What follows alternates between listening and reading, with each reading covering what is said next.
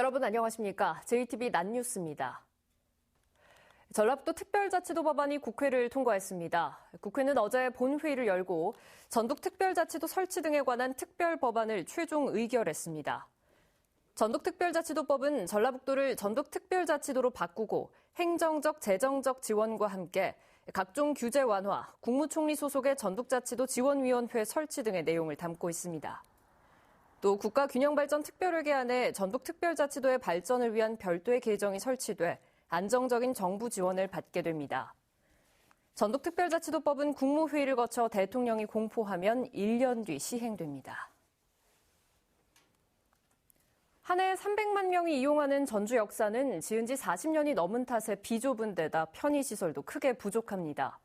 내년부터 대합실 등을 넓히는 전주역 증축 공사가 시작되는데 기대만큼 개선 효과는 크지 않을 것으로 보입니다. 그 이유가 무엇인지 김진형 기자가 취재했습니다.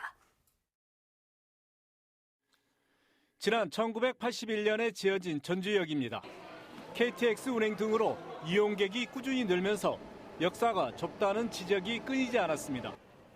전북연구원 조사에 따르면 1,500제곱미터인 전주 역사의 승객 1인당 평균 사용 면적은 0.23제곱미터로 전국 평균 1.53제곱미터의 7분의 1 수준밖에 되지 않았습니다.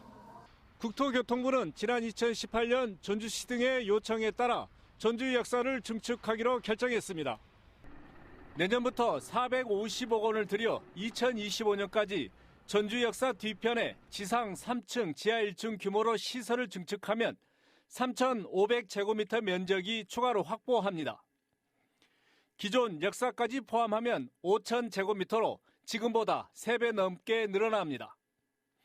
이용객 1인당 사용 면적도 0.23제곱미터에서 0.76제곱미터로 넓어집니다. 그러나 여전히 전국 평균인 1.53제곱미터의 절반에 그치게 됩니다. 역사를 크게 늘리지 못한 데는 예비 타당성 조사를 피하기 위해 사업비를 500억 원 이하로 축소한 탓이 큽니다. 500억 이상 투자가 되면 예비 타당성 조사를 다시 받아야 하는가 봐요. 그러니까 이제 그렇게 보면 시간이 몇 년씩 더 연계되고 그래서 이제 그 현재 있는 저희 예산 내에서 최대한으로 사업을 알차게 하는 걸로 저는 그렇게 들었어요. 전라북도가 도입을 추진하는 전라선 SRT도 변수입니다.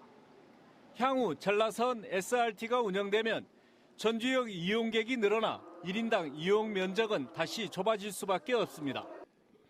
전주역이 들어선 지 40여 년 만에 증축 공사에 들어가지만 비좁은 역사 문제는 계속 논란이 될 것으로 보입니다.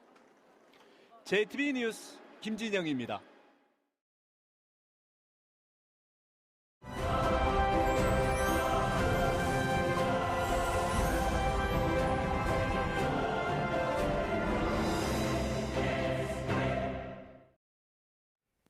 지난 한 해를 되돌아보는 연속 보도, 오늘은 경제 분야 살펴봅니다.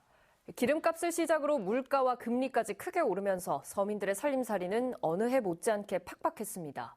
내년 경기는 더 악화할 거라는 전망이 나와서 시름은 더 깊어지고 있습니다. 변한영 기자의 보도입니다. 올해 서민 경제의 최고의 화두는 기름값이었습니다. 우크라이나 전쟁으로 국제유가는 가파르게 상승했습니다. 특히 경유값은 한때 리터당 평균 2,100원을 돌파해 운전기사들의 어깨를 짓눌렀습니다. 차를 지금 세워야 될 입장이다. 지금 마지못해서 지금 일을 하고 있는 형편이에요. 내일부터라도 당장 차 세워야 돼요. 물가 상승도 가계 경제를 힘들게 했습니다. 월급 빼고 다 올랐다는 말이 피부에 와닿는 한 해였습니다.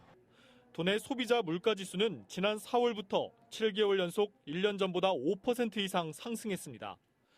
주로 노인과 저소득층을 대상으로 하는 복지관들은 줄줄이 식비를 인상해야 했습니다.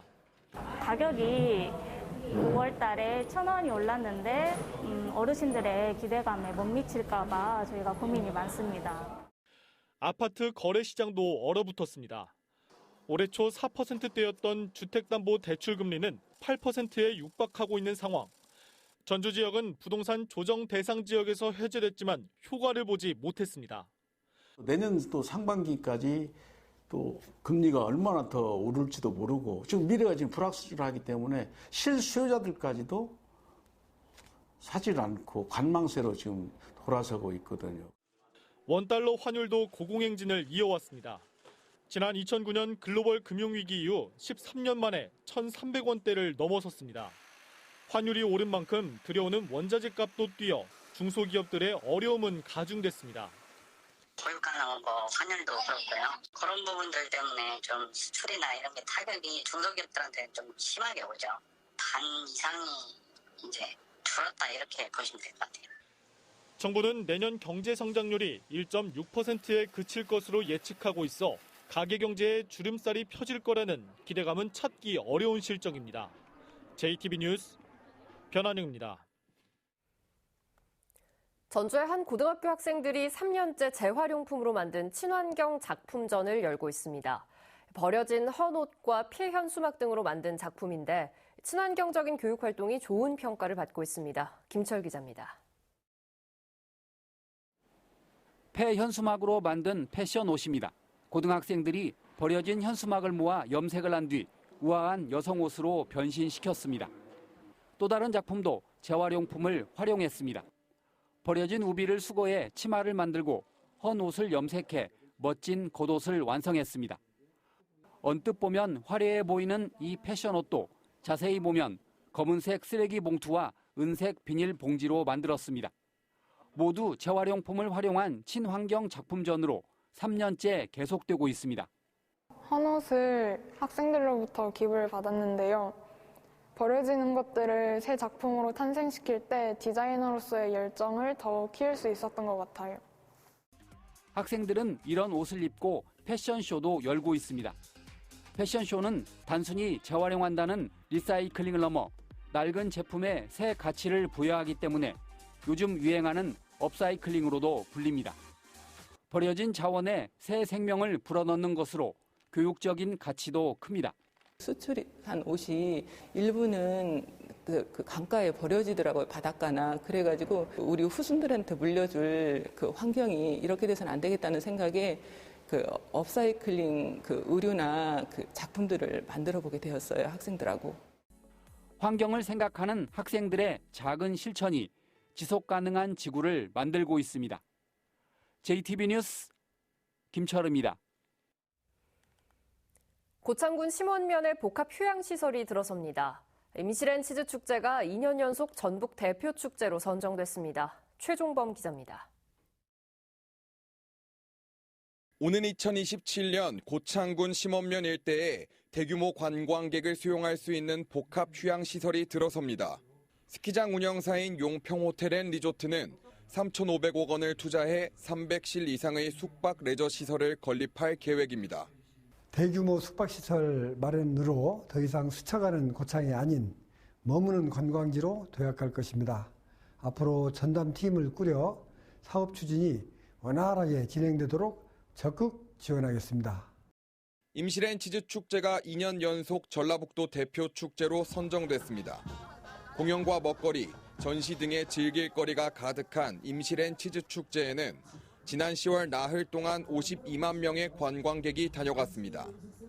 진안군이 전체 마을 회관에 와이파이를 설치했습니다.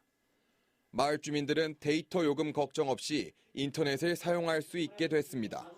마을회관 무료 와이파이를 통해 군민들께서 통신비를 절감하실 수 있게 됐고 다양한 군정 정보도 빠르고 편하게 확인할 수 있을 것으로 기대됩니다. 장수지역 활력센터가 주관하는 마을 개선 사업에 참여해온 18개 마을 주민들이 한자리에 모였습니다. 주민들은 그동안의 성과와 마을 홍보 영상을 공유하고 마을 운동회와 공연 등을 즐기며 화합의 시간을 가졌습니다. JTV 뉴스 최종범입니다. 완주군 비봉면이 내년도 환경부 악취 실태조사 대상 지역에 선정됐습니다. 이에 따라 한국환경공단은 계절별 기상과 악취 피해 지역 영향평가, 대기질 악취 농도 측정 등 악취 발생 원인을 종합적으로 조사할 계획입니다. 완주군 비봉면은 240여 곳의 축사를 비롯해 가축 분뇨와 폐기물 재활용 시설 8곳에서 발생하는 악취로 주민들의 민원이 제기돼 왔습니다. 뉴스를 마칩니다. 고맙습니다.